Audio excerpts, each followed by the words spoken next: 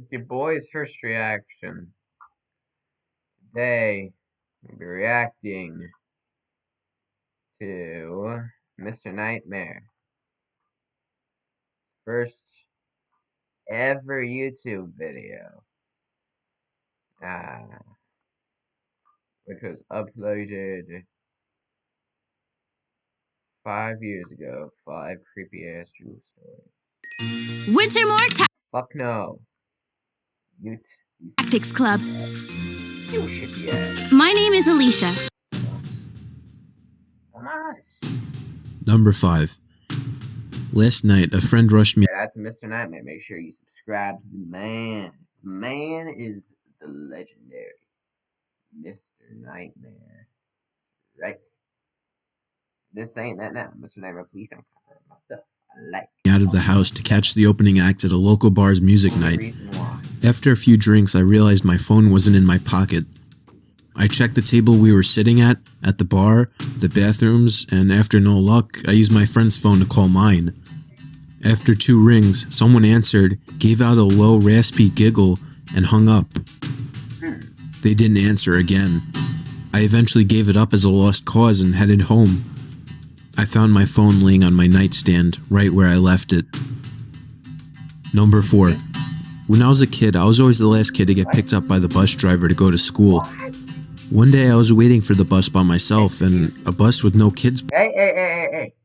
What the do you mean? It was sitting on your nightstand. You hell? You dumb? Like you dumb. Why'd you not do anything about it? Exactly. Why did you not do anything about it? This makes absolutely no sense. You should have done something about it. That's a creepy ass motherfucker watching you. Hey! Hey, did you look for the apartment with a knife or something, bruh? Trying to be stupid and a bus with no kid pickup? You better not. Pulled up. The bus driver smiled and told me to hop on. I just had a bad feeling. I said, "Where are the other kids?" Play ball. He said, "We will go get them now. Just get on." He got more and more pushy but didn't do anything crazy. I just kept saying no and he shrugged and left. The real bus pulled up a few minutes later. I went to school and my parents didn't know until I mentioned it that night. Looking back, they were pretty worried. I remember them scrambling to make a few phone calls. Number 3. A few years back, I rented an apartment from a friend of mine. He had recently bought it and had it completely renovated. He put it up for sale but couldn't find a buyer, so I offered to rent it in the meantime. After moving in, I realized there was something wrong with the lady next door. She was about 45 but looked much older. She would sit up all night listening to Christian radio shows and talking loudly to someone. It got to the point where I couldn't sleep, so I went over to her place and asked her to keep it down. She opened the door and I got a quick peek. Her walls all had crosses painted on them in different colors, and words like Jesus and angels scribbled everywhere. The windows were painted black, letting no light in at all.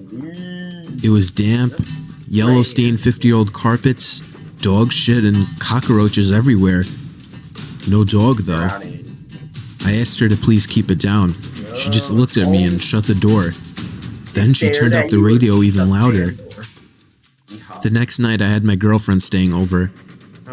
I wake up in the middle of the night and see a shadow of a person next to the bed, looking at us sleeping.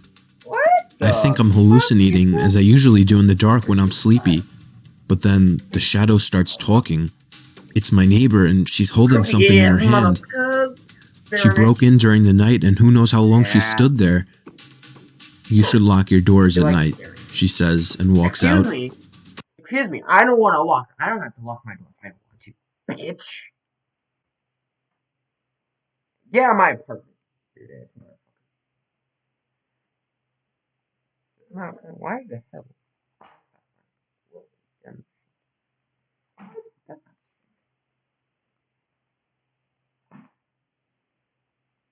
Motherfucker.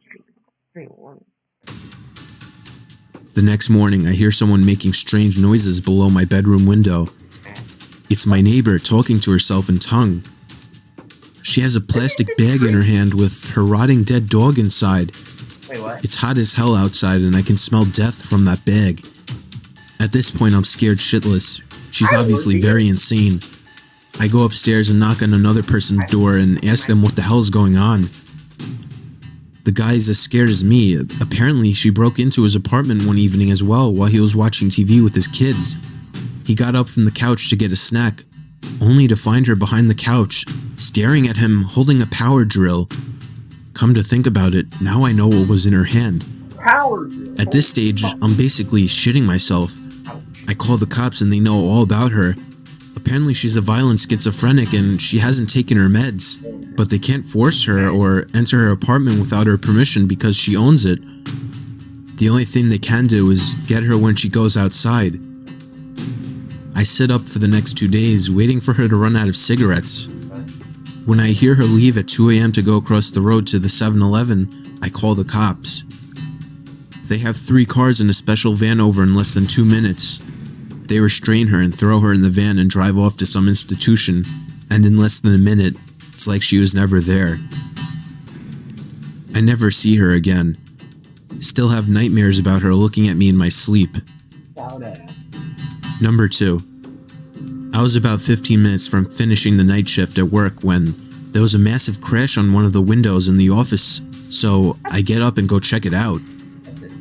Someone has thrown quite a sizable rock through one of the windows on the front of the building. This is made especially weird because I'm working in the industrial district at 11:30 at night with none of the other businesses open. Of course you are. I go back to my desk, put a quick call through to security to let them know, and decide to head home. As I'm leaving the building, I'm freaking myself out about it more and more and end up running to my car, getting in and taking off. I'm almost home and I've started to calm down a bit when I realize that I didn't unlock my car when I got in. It had been unlocked the whole time. I do a quick check with my hand in the back seat for any possible murderers that might be hanging around there, but there's nothing there. Fast forward about 30 minutes. I've called a friend of mine who says he's out drinking, so I decide I'm going to join him. I jump on my bicycle and start riding over. I'm doodling along the road on my bike. It's a nice night and I'm in no big rush, just enjoying the moonlight when I hear someone riding behind me. I straighten up and stick to one side of the road. He passes me really slowly, and when he's right beside me, he shoots me a smile, and I can describe it as purely insane. I kind of flinch and am taken aback as he rides on. That's when I realize he's riding my mom's bike. Yo, what the? Needless to say, I sprint the hell home. When I get there, sure enough, her bike is missing and one of my car's doors is open. The back left one. I was driving and had no need to open that door. What? You didn't check? Number 1. You didn't think of it? I worked at a campground on night shift, 12 a.m. to 8 a.m. every night. It wasn't bad. I would bring in my PS2 and game a good portion of the night, only having to do. Did you just say PS2? How long ago was this video filmed? Oh, this filmed almost in 2014. Wow, that's old. As old as my dumb ass.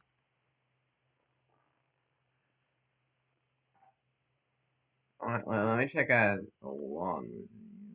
I might need to play the story, not talk. Deal with 1 or 2 people on busy nights. It was just me in this little 8-foot by 8-foot shack, with nothing around but dark all night. My first week there, the other third shift guy who was quitting told me about this payphone a few feet from the shack where I worked. Oh boy. He said it rang every night at 4:17 a.m., just once. It was probably just an automated test call, he guessed. He's never answered it himself. Yeah. I go for a few months with the job. It was the middle of the summer, so most nights I had the windows closed, so I couldn't hear the payphone go off. Mid-August, I started leaving the windows open during the night. Sure enough, at 4:17 a.m. every morning, the phone would ring once. The ring even sounded creepy, like The payphone was submerged in water and then put where it sat. One night I got up the nerve to answer it. I set an alarm at 4:15 and would go wait at the phone until it rang. When it did, I answered it, but there was no sound, just dead air like someone was on the other line but wasn't answering. I said hello a few times and hung up. I did this every night for a week with the same results. I didn't think anything of it and left it alone after that for about a month. The first week of October, I decided to answer the phone once again. I set my alarm, and when the time came, I answered the phone. I repeatedly said hello into the phone. Then I heard what sounded like someone inhaling through clenched teeth. The voice that sounded was rough and sounded like he had gargled gravel. He said my name, my complete name, first, middle, and last. It was a voice I've never heard. My voice caught in my throat and I hung up. I rattled some change into the payphone and hit star 69. The number had come from California. I lived in Indiana. Thanks for watching, guys. That thumbnail is way more spookier than any of the stories in this episode. Although the last one was really spooky. I mean, why the fuck would he answer it, though? I mean, that's not. That's not. No. Make sure I'll leave a link to Mr. Nightmare in the video down below. Make sure you subscribe to him. He's almost at 5 million. Yeah. Peace out, motherfuckers. Don't forget to like, subscribe, comment, and share. Bye.